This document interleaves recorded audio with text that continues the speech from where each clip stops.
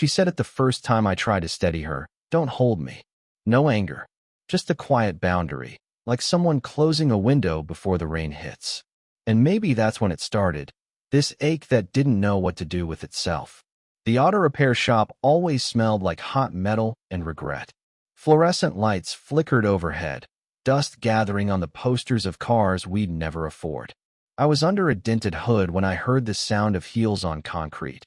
Out of place, too careful, like someone walking through a memory. When I looked up, she was standing there, tan coat, hair pulled back carelessly, one hand gripping her purse strap as if she wasn't sure she wanted to be seen. Her car, an old silver Volvo, was idling outside, the kind of car people keep for sentimental reasons, not practical ones. She looked like someone who had once been certain of everything. "Is anyone here who knows what they're doing?" she asked, her tone steady but her eyes scanning the room like she wasn't used to asking for help. "Depends," I said, wiping my hands on a rag. "What's the problem?" She hesitated, then smiled, small, tired, the kind of smile that doesn't reach the eyes because it's busy holding something back.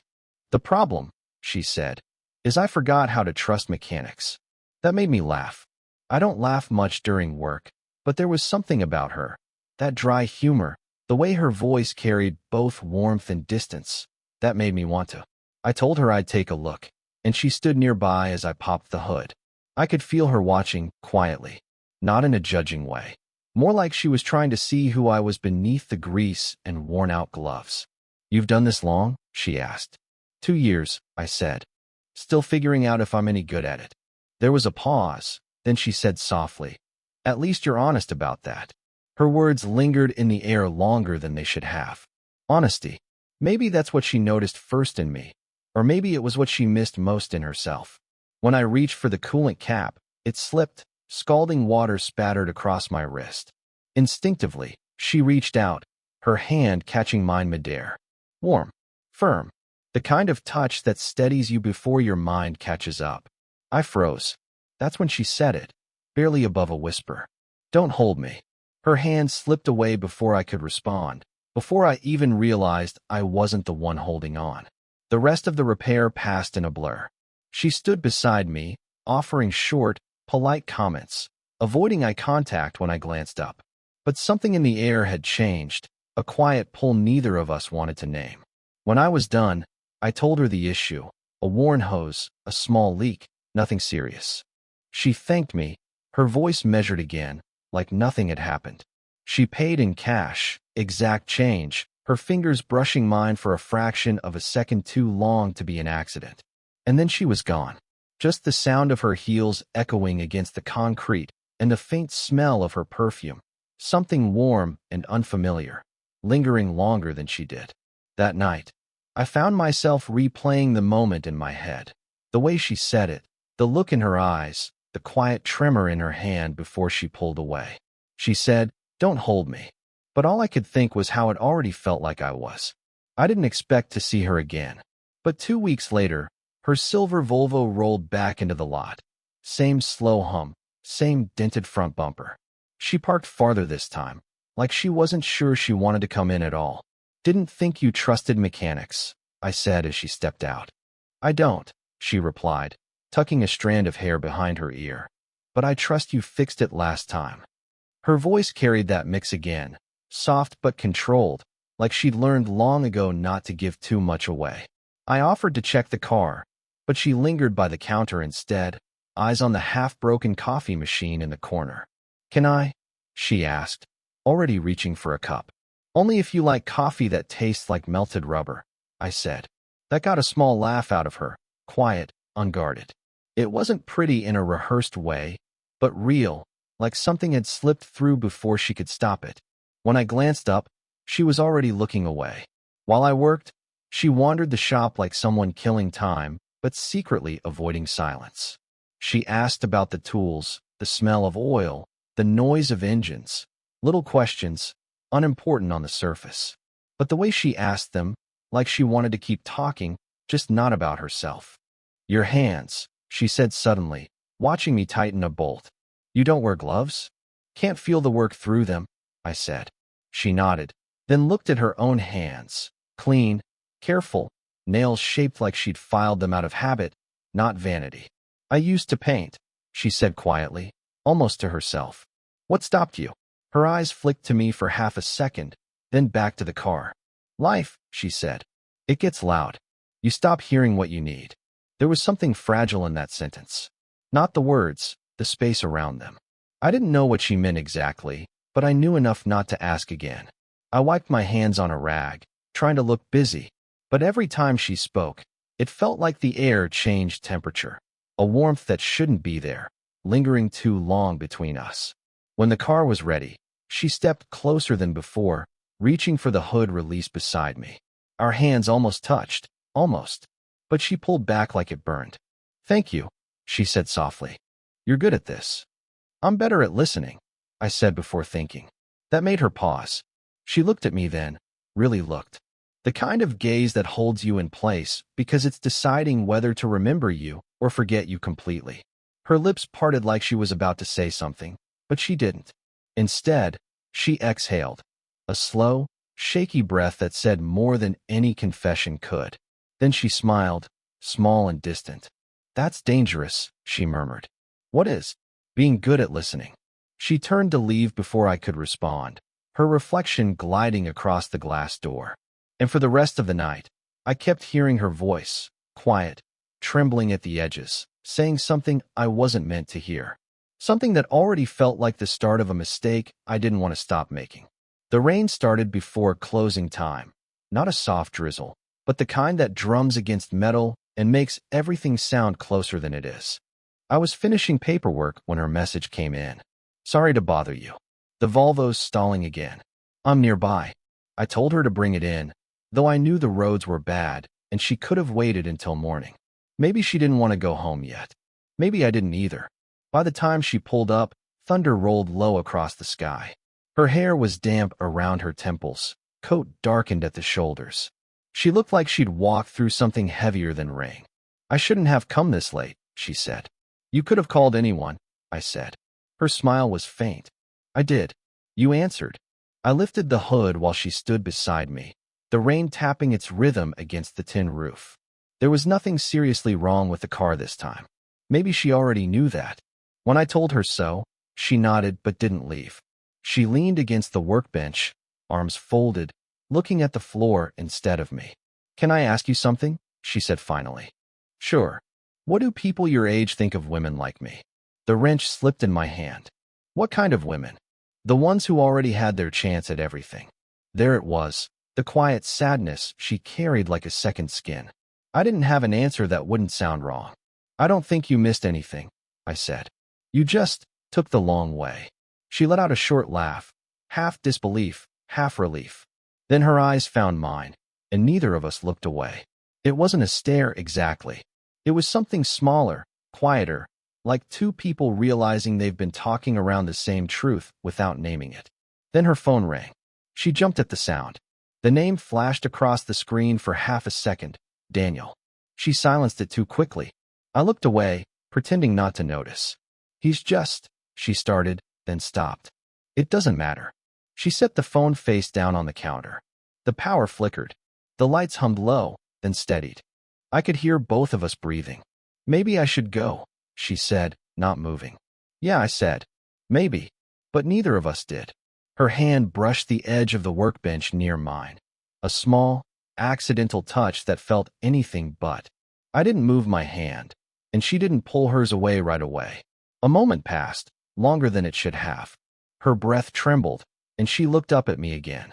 If you were older, she whispered, this would be easier.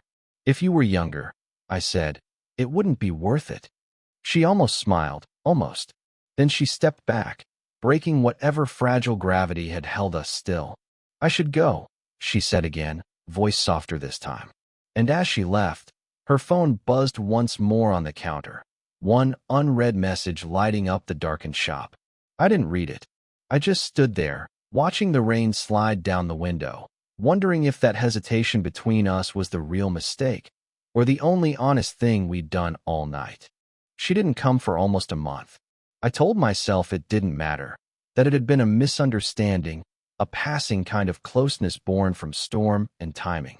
But every night I stayed later at the shop, pretending the sound of the wind outside was her car pulling in again. When she finally appeared, it was a quiet Tuesday. No rain this time.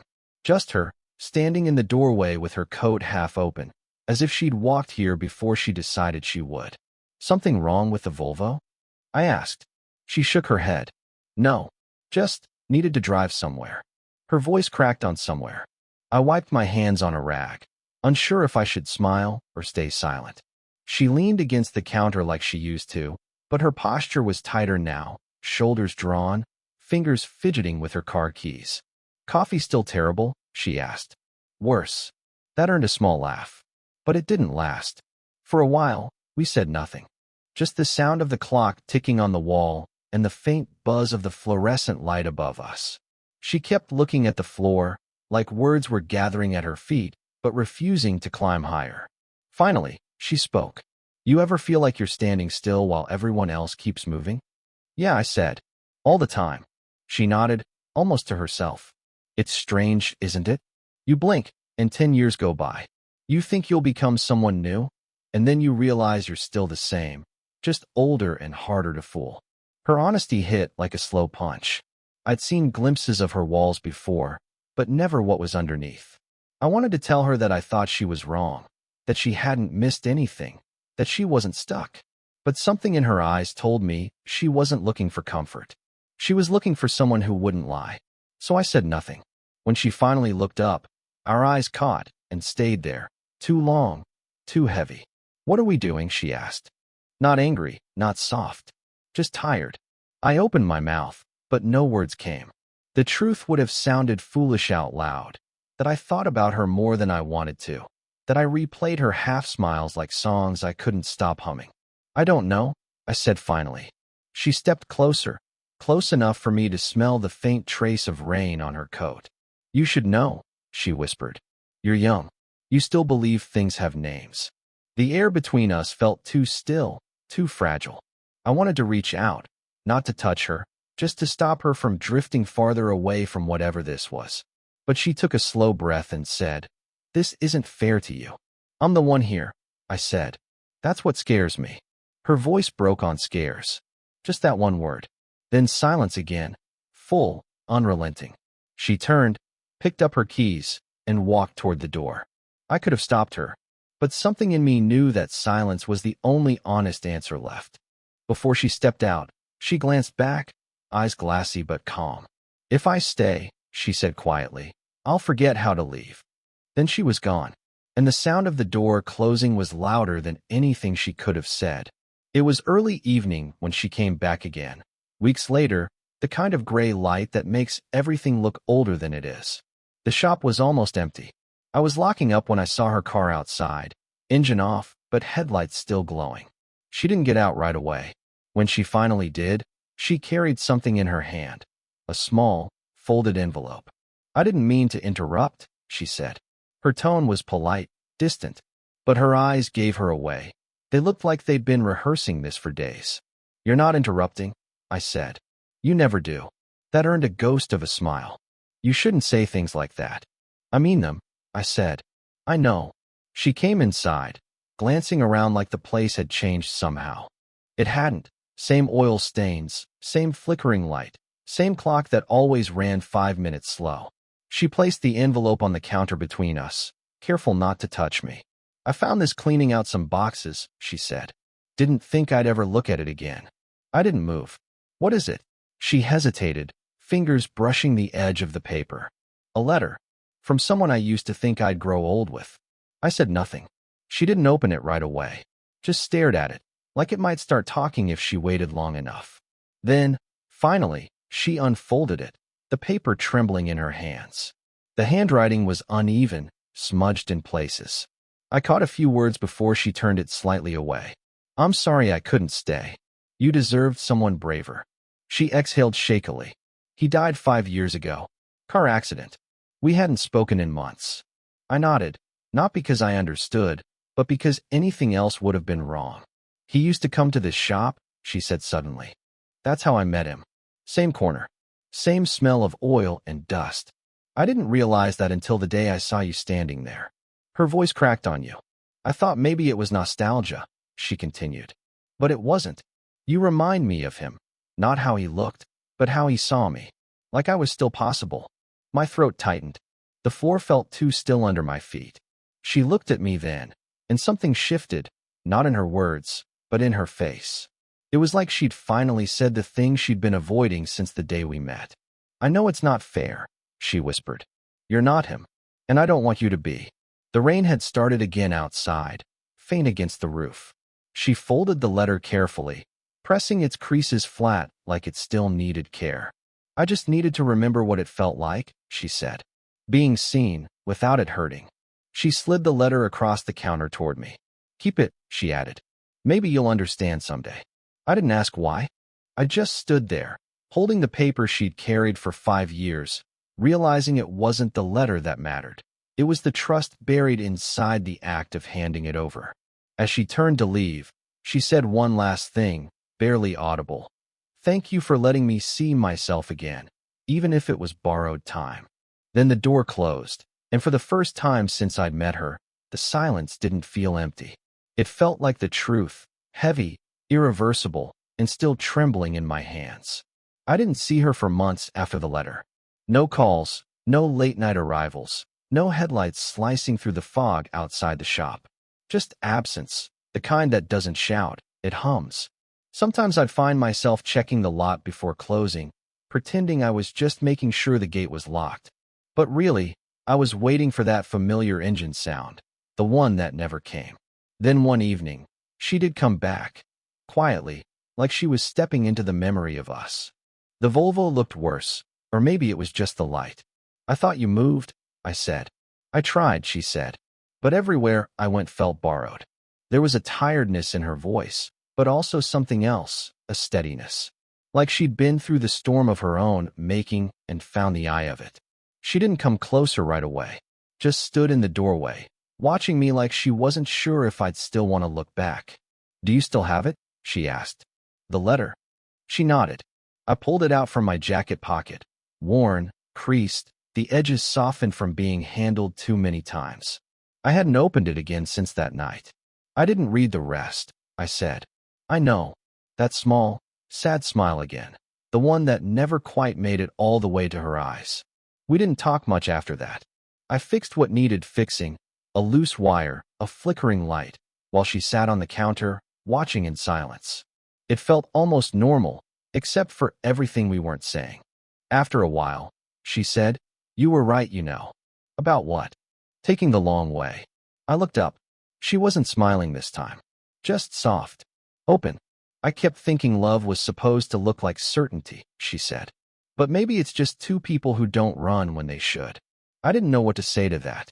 My hands were shaking, and I tried to hide it by tightening a screw that was already tight. She slid off the counter, came closer. Close enough that I could smell her perfume again. Faint, familiar, like the end of a sentence I hadn't realized I was still finishing. We stood there, neither of us moving, until the clock's ticking became the only sound. Then she reached for my hand. Not dramatic, not trembling, just steady. Her fingers fit into mine like they had nowhere else left to go. I don't know what this is, she said quietly. And maybe it doesn't need a name. I don't want one, I said. Names end things. Her thumb brushed my palm once, slow and deliberate. And that was all it took. No kiss. No confession. Just that. A shared stillness that said everything words would have ruined. The lights buzzed above us, and the smell of rain leaked through the half-open door. She rested her forehead against mine, light as breath. I don't want to be remembered this way, she whispered. Then don't leave yet, I said. She closed her eyes, exhaled, and for one unmeasured moment, it felt like time was holding its breath with us. When she finally stepped back, neither of us said goodbye. We didn't need to. Some silences are final only because they've already said enough. It's been almost a year since the last time I saw her. People always think stories like ours end in flames or apologies, but this one didn't. It just settled, like the way the air feels after a storm, quiet, heavy, and cleaner somehow. The shop still smells the same, oil, metal, dust, and rain on the roof when it wants to be poetic. But she's gone. Or maybe gone isn't the word. Maybe she just stopped needing to come back here. I still find traces of her sometimes. A forgotten receipt in the drawer. Her handwriting on the old repair slip I never threw away. The letter, folded neatly in my toolbox, untouched since that night. I never opened it again. I think I was afraid to find out how it ended. But lately, I've realized I don't need to. The letter was never really about him. It was about her finding the courage to look at someone new without flinching. And maybe me learning how to hold something fragile without trying to fix it. I changed, though. Before her, I thought love was supposed to start with certainty, a clear signal, a moment when everything lines up. Now I know it's quieter than that. Sometimes it's just being the one who stays, even when there's nothing to promise. She once told me I reminded her of someone brave. I used to think that meant I was becoming him, the man she lost. But now I think she meant something else. That bravery isn't in holding on. It's in knowing when to let someone walk away, and still being grateful for the part of them that stayed behind. I still fix cars, still get my hands dirty, still work too late. But when people walk in, strangers, old couples, families, I notice more now. The way they speak to each other, the pauses, the warmth or distance in their eyes. And every so often, someone laughs in that quiet, unguarded way she did, and for a split second, I forget to breathe. But it's not longing anymore. It's gratitude. Because she taught me something I didn't know how to learn on my own. That sometimes the most human thing we can do for each other is to meet in the middle of a half-finished sentence and still understand what the other meant. If she ever walks in again, I don't think we'll need to say anything. Maybe just share that same small smile, the one that started all of this. Until then, I keep the door open a little longer each night. Not because I'm waiting, but because some stories deserve a bit of light left on. Pause. If you've ever had someone who changed you quietly, without asking for anything in return, tell me what stayed with you. Not the person, the feeling. Because maybe that's what love really leaves behind.